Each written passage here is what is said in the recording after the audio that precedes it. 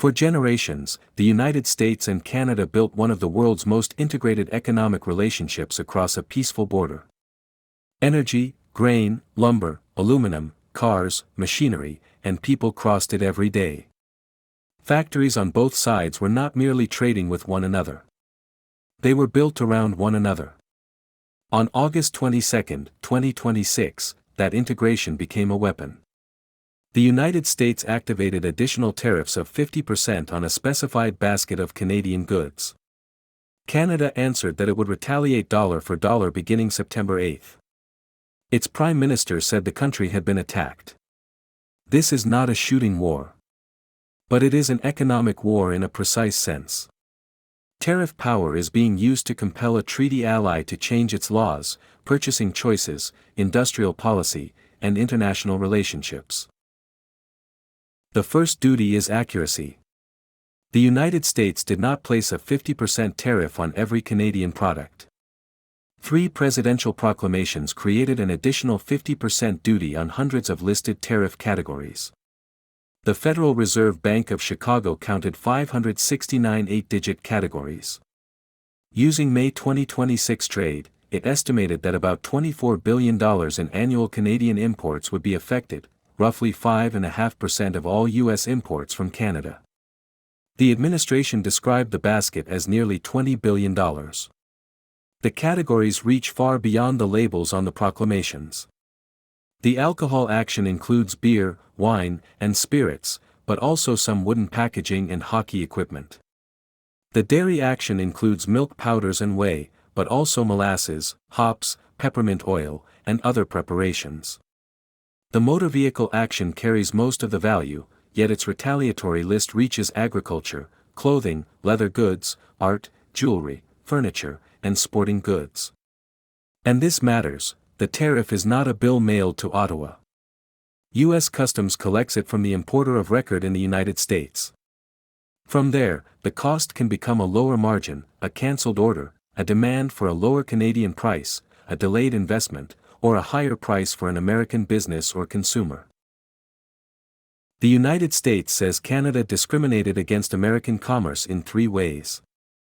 First, most Canadian provinces and territories removed or restricted U.S. alcoholic beverages after the earlier tariff fight, while continuing to sell products from other countries. Second, the administration says Canada gave European cheese exporters more favorable access to dairy tariff rate quotas than it gave U.S. exporters under the USMCA. Third, Canada imposed vehicle counter-tariffs and company-specific quota consequences in response to U.S. auto tariffs, while vehicles from other countries received different treatment. Those are the government's findings. The legal question is whether the remedy Congress authorized fits those findings. The Constitution gives Congress the power to lay duties and regulate foreign commerce. Presidents impose tariffs only when Congress has delegated that power. In 2025, the administration relied on the International Emergency Economic Powers Act, IEEPA. On February 20, 2026, the Supreme Court rejected that theory. 6 justices agreed that IEEPA does not authorize presidential tariffs. The court emphasized that taxing imports is a distinct and extraordinary power, not something hidden inside a general authority to regulate importation. The administration then changed statutes. The August Canada tariffs rely on Section 338 of the Tariff Act of 1930. Unlike IEEPA, Section 338 speaks expressly about duties. It allows the President, after findings of foreign discrimination and a public interest determination, to impose duties that will offset the burden, up to 50%. That makes this a different and harder case. The statute contains tariff power. But its boundaries have scarcely been tested because no president has used it this way before. Does Canada's conduct fit the discrimination described in this 1930 statute? Does a 50% duty on a broad basket offset the identified harm, or exceed it?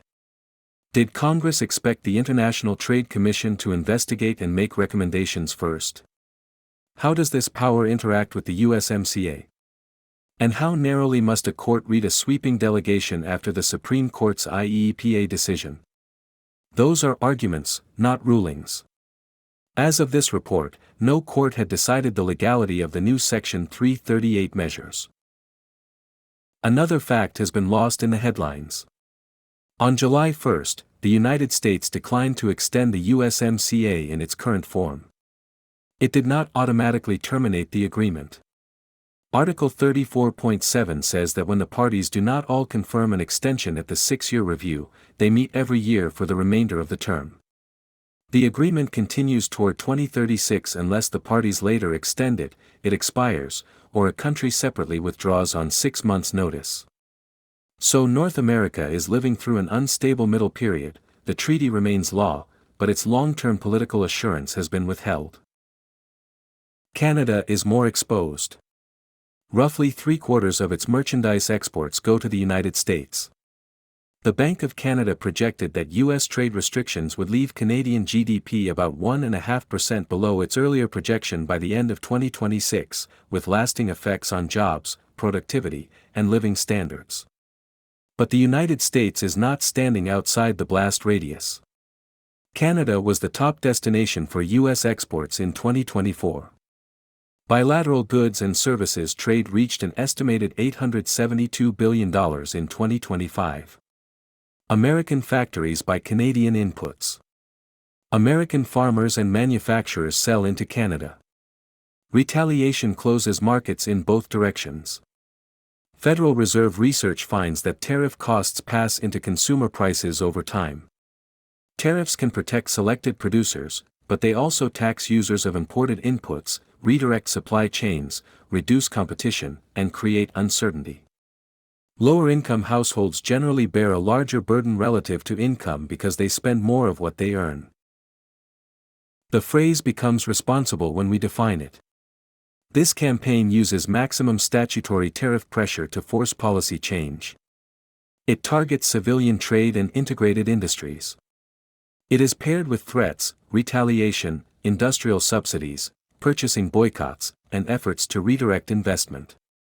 And it is transforming political trust between two countries whose economies were deliberately built together. The United States calls the measures targeted enforcement against discrimination. Canada calls them an attack and economic coercion. The public should see both claims. Then it should see the statutes, the product lists, the trade data, and the costs. The deepest question is not whether trade disputes exist.